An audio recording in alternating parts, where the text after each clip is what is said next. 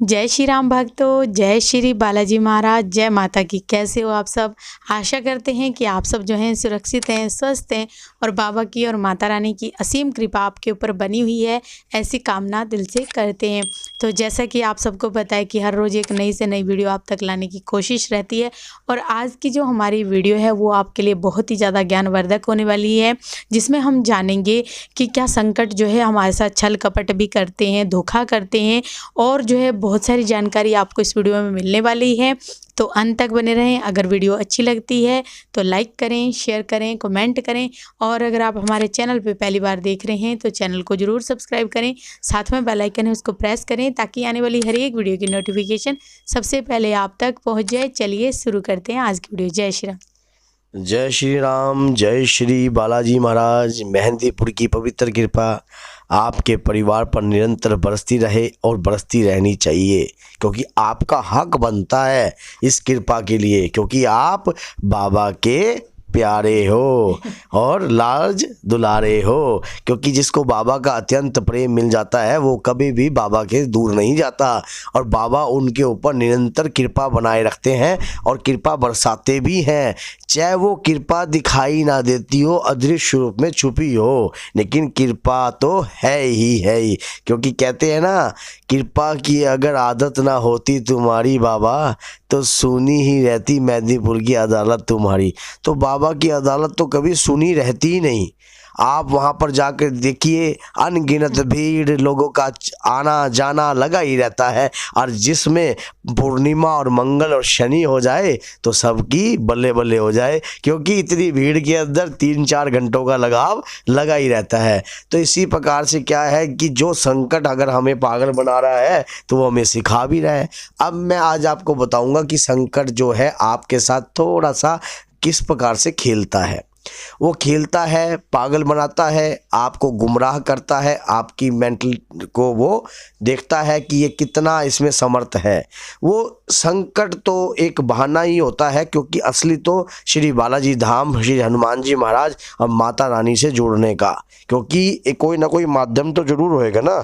जैसे कि मान लो आपका संकट कोई दूर हो रहा है, अगर आपके घर में कोई प्रॉब्लम है, चाहे वो भूत से रिलेटेड हो, चाहे प्रेत से रिलेटेड हो, चाहे मसान से रिलेटेड हो, या बेताल से रिलेटेड हो, या ब्रह्म राक्षस से रिलेटेड हो, या कराकराई से हो, तो उसका कोई ना कोई तो कारण बनता ही है। जैसे कि एक बार क्या हुआ, वो कहते हैं ना, होनी तो बलवान है। तो कोई ना कोई कारण बनता है किसी न किसी को कुछ बनाने के लिए, किसी न किसी को कुछ सुधारने के लिए। संकट आपको गुमराह इस प्रकार से करता है। आज मेरी बातों को गांठ मान लेना और ध्यान से सुन लेना, क्योंकि संकट आपके जो मेंटलिटी है उसको समझता है।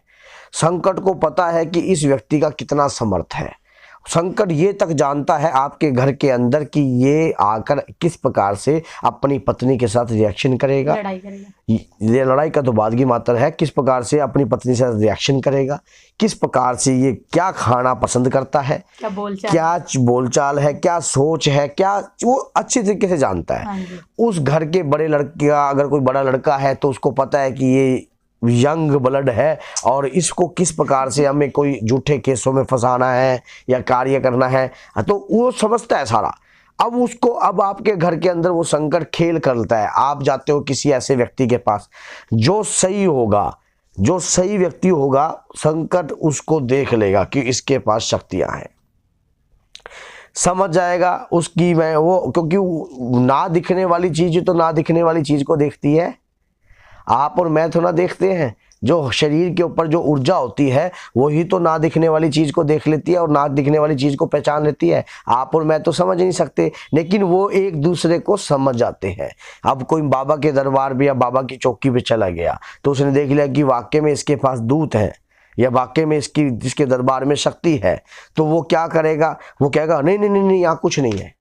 किसी दूसरे के शरीर पे बैठ के, जैसे कि मेरी पत्नी के शरीर पे बैठ के कह दिया कि नहीं नहीं नहीं यहाँ कुछ नहीं है, मैं नहीं जाऊंगी यहाँ, ना चलो या तो ये तो इनको तो बोलने की तमीज नहीं है, ये तो ढोंगी है, ये तो ये है, ये तो फलाना है, ये तो दिख रहा है, ये तो पैसे बहुत लेते हैं।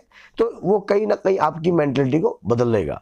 फिर आप कहेंगे चलो ठीक है, फिर उसको कहते हैं हम धक्के खाना ये एक जगह से दूसरी जगह पे जाना। फिर उसके बाद किसी और के पास हम चले भी जाते हैं, जब देखता है कि संकट देखता है कि चलो अब इनका पैसा लग गया, यहाँ पे, और इन्होंने इतना काम करवा लिया, इतना सिस्टम कर लिया। अब वो क्या करेगा, किसी तीसरे के शरीर पे बैठकर मेंटलिटी फिर बदलेगा, फिर कहेगा काम नहीं बन रहे, क्योंकि घर में कमा रहा तो वही कर रहा है कहीं ना कहीं। अब वो देखता है कि मेरे घर के अंदर बाबा के दूत आ गए, ओ हो, अब तो उसको निकलना ही निकलना पड़ेगा।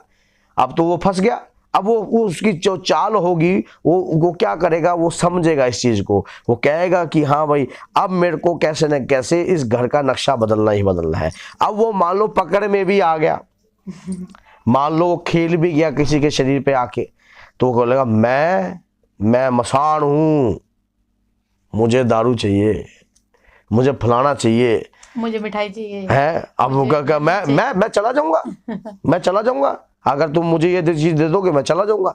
अब आपने सोचा चलो कि, क्योंकि मरता क्या ना करता, जिसके घर में सांप आ जाता है तो कहता है निकाल के फेंको इसको पर, हाँ जी, हाँ जी। है दोबारा घर में नहीं पड़ना चाहिए, क्योंकि हमें तो रात को नींद नहीं आएगी। अब जिसके घर में कोई चीज खेल गई वो तो कहेगा निकालो निकालो, जड़ से वो निकलता नहीं है, गुमराह कर दिया आपको। वहां पर आप मेहंदीपुर चले गए, आप चलो रांद कटी, आपके मन में ये होगा 41 दिन के परहेज कर लेते हैं, चलो भैया दोबारा ये चीज़ नहीं आएगी। लेकिन जैसे ही थोड़े दिन तपते हैं और फिर दिक्कतें वही की वही, प्रॉब्लम वही की वही। ऐसा क्यों, ऐसा हो क्यों रहा है, क्या कारण है, क्या रीजन है, क्या समस्या है, समझ में आती नहीं है। लंबा समय टपता रहता है और उसी को कहते हैं भैया हमने तो 20 साल हो गए धक्के खाते हुए, और जब सही व्यक्ति के सामने आते हैं तब 20 साल हो गए, बस अब तो विश्वास नहीं रहा, तो फिर पूछ ही क्यों रहे, जब विश्वास ही ना। सबसे बड़ी बात, वो गुमराह आपको करता है क्योंकि वो आपकी मेंटलिटी को जानता है, उसको पता है कि ये पैसे, ये इनकी पैसों की इतनी सोच है, अगर यहाँ पर सामने वाले के शरीर पे थोड़ा सा पैसा मैंने करवा दिया, सिस्टम ज़्यादा मंगवा दिया, तो ये यहाँ से भाग जाएंगे, क्योंकि जहाँ सही जगह होगी वो आपको टिकने ही नहीं देगा, वो आपको उसी समय अब रोकेगा वहां से। वो उसको पता है कि यहाँ पर मेरी काट है, उसको पता है कि जैसे दूध में नींबू डालते हैं पनीर बन जाता है, वैसे मेरे शरीर को यहाँ से नहीं, इस शरीर से जुदा कर देंगे ये। अब आप वहां पर जाते हो, वो फिर उस सियाने के सामने बोलता भी है, पेशी भी लाती है, वो कहता है मैं फलाना इसके घर का मैं ये हूं, तो वो बोलता है कि हाँ सच्चाई, वो बोलता नहीं कि किसी ने भेजा होगा। हाँ, अगर कोई संकट के सामने वाक्य में ये बात बोल देता है कि तू फलाना इतने समय पहले इतनी जगह से भेजा गया था इस व्यक्ति के माध्यम से, तब संकट समझ जाता है कि ये व्यक्ति सच्चा है और यही मुझे काट सकता है, और यही मुझे काट सकता है। तब वो आपको उससे उसके प्रति प्रभावशाली बनाता है, तब, क्योंकि वो समझता भी है, वो जब देखता है कि चलो वो बुरा भी करता है उस परिवार का, लेकिन वो ये भी देखता है कि मेरी गति किसके माध्यम से होगी, मेरी सदगति किसके माध्यम से होगी। वो आपको पागलपन भी बनाता है, क्योंकि संकट तो उसी को है ना जिसका सिर ना पैर, जो अच्छा भी अच्छा अपने लिए सोचे और बुरा तुम्हारे लिए सोचे, संकट तो उसी को कहते हैं। तो वो जब देखता है कि बालाजी जाने से मेरी शुद्धता होती है, मेरी शुद्धता तो होती है, लेकिन मुझे भक्त भी ऐसा चाहिए जो मुझे वाक्य में उतार सके। और श्री बाला, क्योंकि इस प्रेत योनि में, क्योंकि पंच तत्वों से शरीर बना है, जब तक ये पंच तत्वों में विलीन नहीं होगा तो आत्मा की सदगति नहीं होगी। और आत्मा की सदगति पाने के लिए हमें उस पे क्या रह जाते हैं, उसके पास 2 तत्वों से वो भिन्न हो जाता है, और जब वो 2 तत्वों से भिन्न हो जाता है तो उसकी आत्मा की सदगति होती नहीं है। तभी तो वो शरीर को पकड़े बैठा है, और शरीर को पकड़ने के बाद उस शरीर को छोड़ना नहीं चाहता। तो इस प्रकार की अगर संकट आपके साथ भी प्रक्रिया कर रहे हैं, आपको पागल बना रहे हैं, गुमराह कर रहे हैं, कई जगहों पे आपने दारू दे दी है, कई जगहों पे आपने ऐसे ऐसे काम उसने करवा दिए हैं आपसे, तो अपने आप को बलवान बनाने के लिए भी करता है। जैसे कि मान लो कोई संकट मसान से, शमशान से युक्त भेजा गया संकट है, तो वो क्या करेगा, जैसे कि आपने कार्य किया, उसने आपको गुमराह कर दिया, मैं तेरे को ये दे दूंगा, मैं तेरी गाड़ी खड़ी कर दूंगा, मैं तेरी कोठी खड़ी कर दूंगा, मैं तेरा बंगला बना दूंगा, झूठी तसल्ली दे दी आपको। वो कहता ठीक है, मेरे को तो सोने की ईंट मिल गई, मेरे को तो भैया बहुत तकड़ी चीज पा गई है, वो तो ये सोच लेता है। और वो सोचता है, वो कहता है भाई एक काम कर, अमावस्या की रात को इस प्रकार से इस जगह पर दारू और एक बकरा, एक मीट ये रखा जाके। अब वो सोचता है भैया ये रखने के बाद मेरी तो कोठियां खड़ी हो जाएंगी, मेरे तो बंगले खड़े हो जाएंगे, क्योंकि आदमी लालचवश फंस जाता है क्योंकि ये उसकी जरूरत है। अगर माया उसकी जरूरत ना हो तो वो कैसे फंसे। जैसे ही वो जाकर ऐसे काम करता है, संकट और भी ज़्यादा बलवान हो जाता है, और बलवान होने के बाद वो और भी ज़्यादा पक्का हो जाता है। तो इन संकटों की एक तो बातों में नहीं आना चाहिए। मैं ये नहीं कहता कि भगवान ने पांचों उंगली एक समान नहीं बनाए तो संकट एक समान नहीं होते हैं। कई बार मन की आपके अंदर ये भ्रमता फैल जाए कि संकट एक समान है। संकट एक समान नहीं है, संकटों के अलग अलग सिस्टम है। हर संकट एक समान भी नहीं होता। कई संकट हित वाली भी होते हैं, कई संकट वाकई में अपनी सदगति मांगते हैं। तो ये संकटों की परिभाषा को समझा जाता है सही तरीके से। इनकी बातों में नहीं आना चाहिए, कंटिन्यू इनसे वार्तालाप लंबे समय तक नहीं करनी चाहिए।